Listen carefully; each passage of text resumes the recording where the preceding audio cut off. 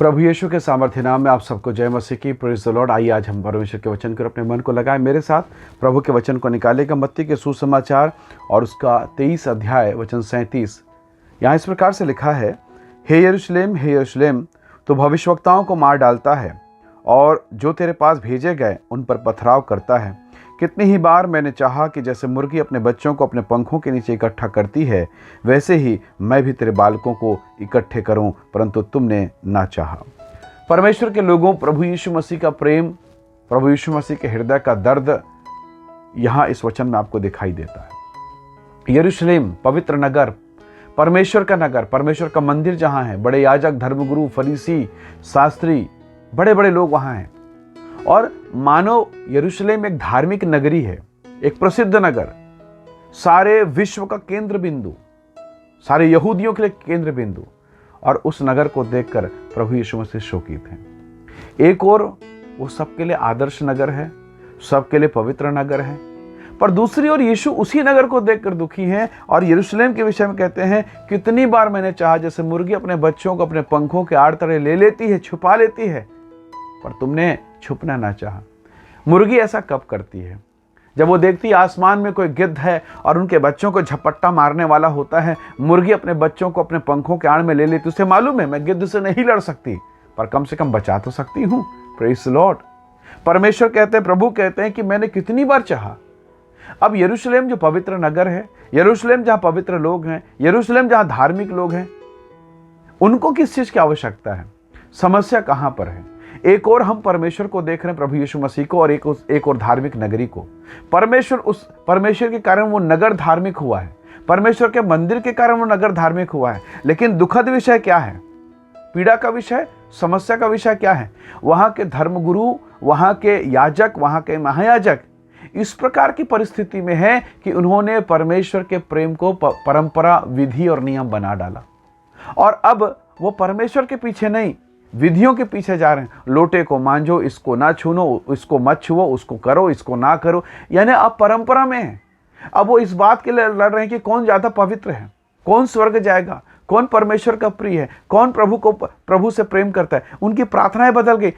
प्रभु ने बताया, प्रभु ने सिखाया, दो लोग मंदिर में प्रार्थना करने के लिए, एक फरीसी है, धर्मगुरु है, और एक चुंगी लेने वाला। देखियो वो फरीसी की प्रार्थना बदल गई, हे प्रभु मैं आपका धन्यवाद करता हूँ, मैं इस पापी के समान नहीं, इस चुंगी लेने वाले के समान नहीं, मैं कमाई का सारा दशमांश देता हूँ, उपवास रखता हूँ, प्रार्थना करता हूँ।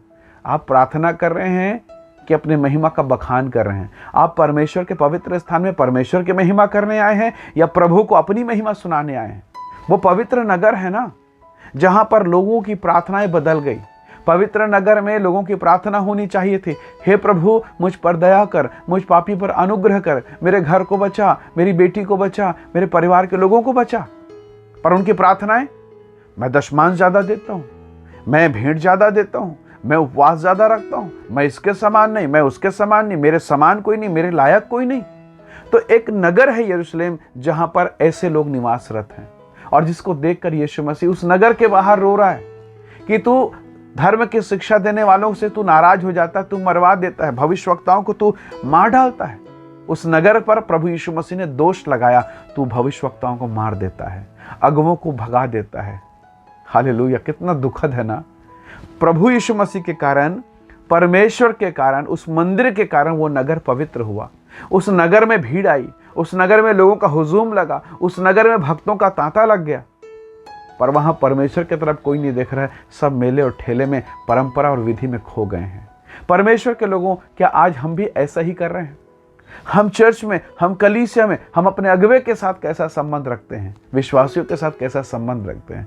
प्रभु के लोगों, कई बार जब हम प्रभु के भवन में जाते हैं, जब प्रथम बार, तो बड़ा दिल खाली, टूटा हुआ, पीसा हुआ दिल है। परमेश्वर दया करता है, पर धीरे धीरे जब हम व्यवहार में आते हैं, हम भूल जाते हैं। मिस्र से जो लोग निकले हैं, मिस्र की आदतें नहीं गई। अभी भी लहसुन खाना, अभी भी मांस मटन खाना, अभी भी चिकन मटन उनको अभी भी याद है। भली वो मार खाते रहे पीड़ा में, पर यहाँ इज़राइल का प्रभु उनको खुले आसमान के नीचे अपनी महिमा में इस्तेमाल कर रहा है, अपने प्रकाश, अपनी रोशनी, अपनी छाँव को दे रहा है। वो परमेश्वर के अनुग्रह को भूल रहे हैं। कितनी बार हम ऐसा ही करते हैं। प्रभु ने हमारे बच्चों को बेस्ट एजुकेशन दिया, हम भूल रहे हैं हम कहाँ थे, प्रभु ने हमें कहाँ लेकर आ गया। हमारे पास खाने को नहीं था, प्रभु ने हमें दिया। पहनने को नहीं था, प्रभु ने दिया। रहने को स्थान नहीं था, परमेश्वर ने बेहतर दिया। हो सकता है आज आप किराए के मकान में हैं, कोई दिक्कत नहीं, जिंदा तो हैं। कई लोग अपने मकान, किराए के मकान भी नसीब नहीं, सड़कों पर हैं, अनाथ आश्रम में हैं, वृद्धाश्रम में हैं, कई लोग रेलवे स्टेशन के किनारे सोए हैं। परमेश्वर के लोगों, प्रभु का धन्यवाद। कम से कम अपने परिवार के साथ तो आप हैं। क्या आज की सुबह हम प्रभु को धन्यवाद दे सकते हैं? क्या हम प्रभु को कह सकते हैं, हाँ प्रभु, जैसे मुर्गी का उदाहरण उसने, जैसे मुर्गी ढांपती, प्रभु मुझे ढांप ले, मेरे परिवार को ढांप ले, मेरी ये झूठी धार्मिकता खत्म हो जाए प्रभु, और मैं सच्ची धार्मिकता में आपके साथ जीवन बिता सकूं। आज की सुबह हमें मनन करना होगा प्यारों। कई बार हम इस ताम झाम में और इस संसार के चकाचौंध और धन संपत्ति में हम भूल जाते हैं कि हमारा जीवन भाप के समान है। हम मिट्टी के पुतले हैं।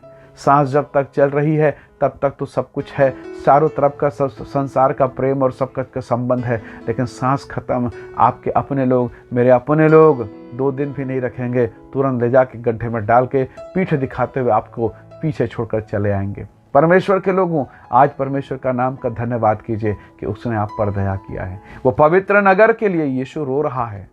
कहीं ऐसा ना हो कि प्रभु हमारे लिए रोए और कहे कि बेटा तूने प्रेम को नहीं जाना, बेटी तूने मेरे अनुग्रह को नहीं जाना, जो अनुग्रह मैंने तुम्हें दिया तुमने नहीं पहचाना। परमेश्वर के लोगों, चर्च बदलने से, कलीसिया बदलने से, पास्टर बदलने से, वस्त्र बदलने से कुछ नहीं होता, जीवन बदलने से सब कुछ होता है। आइए हम अपने जीवन को परमेश्वर के हाथों में सौंपें।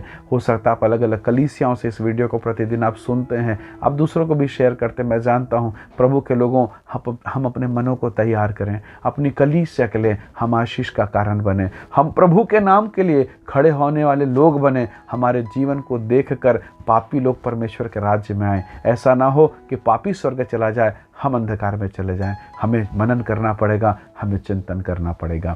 आइए दुआ करें, प्रभु से सहायता को मांगें। प्रेमी पिता, धन्यवाद। मेरे प्रिय भाई बहनों पर दया कर प्रभु। होने दे परमेश्वर कि जैसे मुर्गी अपने बच्चों को ढांपती है, तो हमें ढांप ले प्रभु। तेरी सुरक्षा में, तेरे अनुग्रह में हम पाए जाएं। हमारे जीवन पर तेरी सहायता को चाहते। मेरे प्रिय लोगों को आशीष कर, ब्लेस कर, अनुग्रह कर। धन्यवाद पिता, प्रार्थना सुनने के लिए प्रभु यीशु के सामर्थी नाम से मांगते हैं।